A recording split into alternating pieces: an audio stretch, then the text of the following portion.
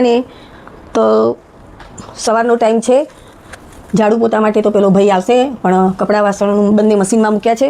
અને આ મારા ગુડિયાબેન છે ને, જે તમે જાણો છો કે અમને થોડીક ઓછી સમજણ પડી છે. તો કાલે એના હેર વોશ કર્યા હતા ને, તો મને થયું કે લાવ તેલ નાખી દઉં, પાછા બહુ ગૂંચાઈ જશે વાળ. તો મેં કીધું ચલો અત્યારે તેલ નાખી દઈએ. એટલે કોઈપણના ઘરમાં આવું બાળક હોય ને, તો લોકો કેવું કરતા હોય છે કે એ માણસને ઇગ્નોર કરે. એ લોકોને એવું થાય કે આપણા ઘરે લઈને લપ ના આવે તો સારું. અને અમુક લોકો એટલા સારા હોય છે ને, તો મને શું કે એક દિવસ આને લઈને આવો અને આના પગલાં પડાવો મારા ઘરમાં, એમ કહેતા હોય. એટલે માણસમાં ફેર હોય છે.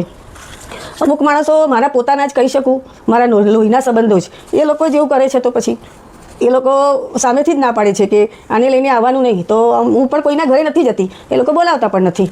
તો ભાઈ આ બાળક છે તો મને તો એટલી વાલી છે ને, મારે થોડી ફેંકી દેવાની છે. આ ભગવાને આપી છે તો થોડી ફેંકી દેવાની છે. અને મને મારા નસીબમાં હશે એની સેવા તો હું કરીશ.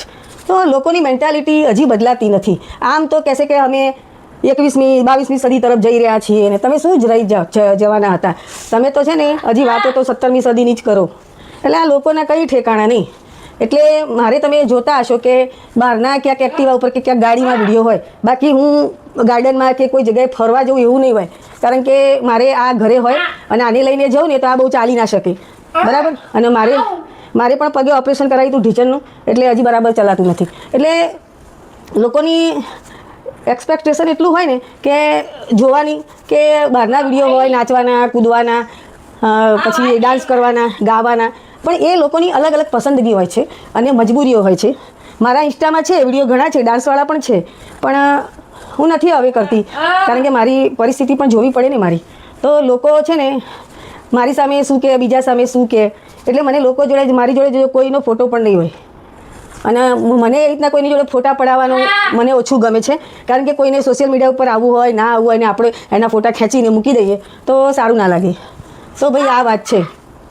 તો મારી ઢીંગલી તો મને સહેજે નડતી નથી. એ આનું બધું કામ કરી લે છે. ખાલી આ વાળ લાંબા છે ને એટલે મારે ધોવા પડે અને તેલ નાખવું પડે, બાકી બીજી કોઈ વાતે મને એ નડતી નથી.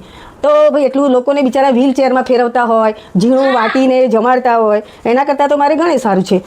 તો અત્યારે આને કચરા પોતું થાય પહેલાં વાળ ઓળાવી દઉં તો શું ઉડે નહીં, પછી જ ઘરમાં ચોખ્ખું રહે ને, અને એ શાંતિથી બેસી શકે. અને પછી થોડીક વાર એને થોડુંક ચોપડીમાંથી પૂછીશ પણ ખરી.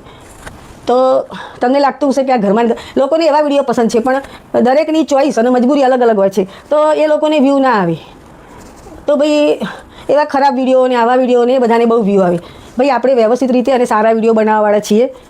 વ્યૂ સામું જોવાનું નહીં, વ્યૂ સામે આપણી ઇજ્જત કાઢવાની નથી. આપણે આપણા દાયરામાં રહીને જ કામ કરવાનું છે, એટલું યાદ રાખવું જોઈએ.